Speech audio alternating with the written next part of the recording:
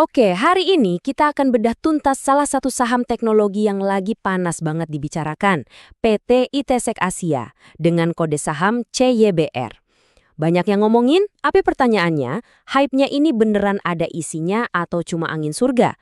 Yuk kita bongkar angkanya sama-sama. Nah, ini dia pertanyaan utamanya. Kalau Anda lihat pergerakan harganya, pasti langsung kepikiran, ini jangan-jangan the next big thing di saham teknologi Indonesia? Wajar banget kalau pertanyaan itu muncul. Sekarang, kita coba cari jawabannya bareng-bareng. Oke, begini cara kita membedahnya. Pertama, kita kenalan dulu sama perusahaannya. Terus, kita lihat seberapa besar kue pasarnya. Ketiga, kita intip rahasia di balik performa keuangannya yang luar biasa. Keempat, kita cek harganya kemahalan nggak sih? Lalu kita timbang risiko dan peluangnya. Dan terakhir, kita dengerin apa kata para analis profesional. Jadi, siapa sih ITSEC Asia ini?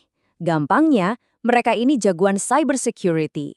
Tapi yang bikin mereka beda dari perusahaan teknologi lokal lainnya adalah jangkauan mereka itu udah level Asia Pasifik loh, ada di 13 negara.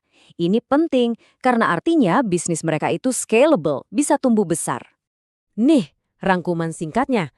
Bisnisnya jelas, cybersecurity. Produk andalannya, Intellibron. Dan yang paling penting buat kita sebagai investor, kapitalisasi pasarnya udah tembus 8,8 triliun rupiah. Angka segitu nunjukin kalau pasar udah menghargai potensi pertumbuhan yang sangat besar ke depan. Sekarang kenapa bisnis cybersecurity ini seksi banget?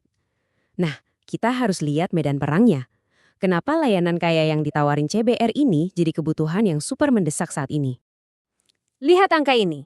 Hampir 4 juta serangan cyber berhasil diblokir di Indonesia cuma dalam 1 kuartal. Ini gila kan? Ini bukan lagi sekedar risiko, ini udah kayak perang digital yang terjadi setiap hari.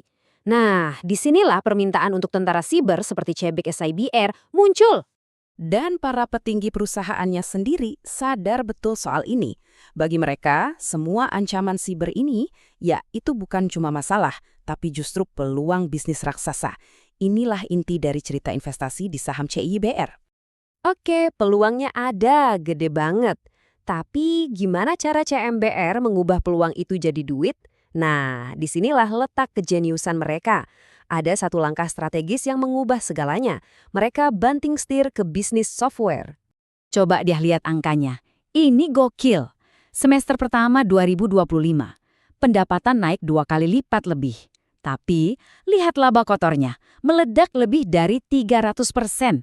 Dari yang tadinya rugi, sekarang jadi untung. Ini bukan cuma pertumbuhan biasa, ini transformasi.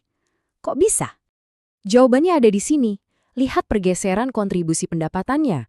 Dulu, layanan software cuma nyumbang 20%. Sekarang, udah hampir setengahnya. Kenapa ini penting?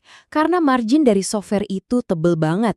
Ini kayak pindah dari jualan barang biasa ke jualan produk premium. Buat investor, ini adalah sinyal profitabilitas jangka panjang. Tentu, kalau pertumbuhannya segila ini, pasar pasti sadar. Harga sahamnya ikut terbang. Nah, disinilah kita sebagai investor mulai was-was. Jangan-jangan kita udah telat masuk. Jangan-jangan harganya udah di puncak. Kalau kita bandingin sama teman-temannya di sektor yang sama, valuasinya emang kelihatan, wow, mahal banget. Rasio PI-nya 183 kali. Artinya, pasar rela bayar Rp183 untuk setiap Rp1 keuntungan yang dihasilkan perusahaan. Jomblang banget kan sama yang lain? Jadi, kenapa bisa semahal itu? Apa yang dilihat pasar sampai berani bayar harga premium kayak gitu? Dan kuncinya ada di sini. Ini yang harus Anda pahami. Investor yang beli CYBR di harga sekarang, itu bukan beli kondisi perusahaan hari ini. Mereka itu lagi beli masa depan. Mereka bertaruh kalau pertumbuhan super kencang ini bakal terus berlanjut. Mereka bayar untuk ekspektasi.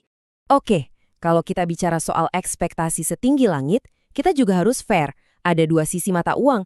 Ada hal-hal yang bisa mendorongnya terbang lebih tinggi, tapi ada juga yang bisa bikin dia jatuh. Mari kita lihat dua-duanya. Di sisi risiko, ada yang namanya aset kontrak yang naik kencang. Gampangnya, ini tuh tagihan ke klien yang belum dibayar. Kalau makin besar, bisa jadi risiko cash flow. Tapi di sisi lain, pendorongnya kuat banget.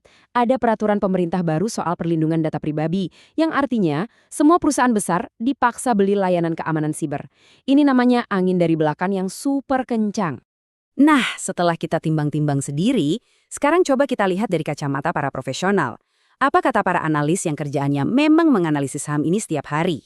Di sini kita bisa lihat alurnya. Awalnya target harga cuma 1.400-an. Tapi begitu CYBR berhasil membuktikan model bisnis softwarenya jalan dan marginnya tebal, para analis langsung pede. Target harganya dikerek naik jadi 2.300. Dan angka 2.300 ini bukan asal sebut ya, ini hasil hitung-hitungan. Para analis pakai dua pendekatan yang digabung. Setengahnya berdasarkan potensi penjualan ke depan, setengahnya lagi berdasarkan proyeksi arus kas perusahaan di masa depan. Jadi ini bukan sekedar tebakan, tapi analisis yang punya dasar. Dan inilah narasi besar yang bikin pasar jatuh cinta sama CYBR. Mereka dianggap punya potensi untuk jadi CrowdStrike-nya Asia Tenggara. Kalau Anda belum tahu, CrowdStrike itu raksasa cybersecurity global.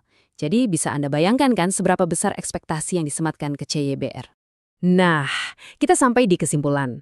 Ceritanya sangat menarik. Pertumbuhan super, transformasi bisnis, dan narasi besar menjadi the next CrowdStrike. Tapi, semua itu datang dengan harga premium yang menyeratkan risiko tinggi. Pertanyaan terakhir ini untuk Anda renungkan. Apakah potensi keuntungan yang ditawarkan sepadan dengan risiko yang harus Anda ambil? Jawabannya ada di profil risiko dan strategi investasi Anda masing-masing.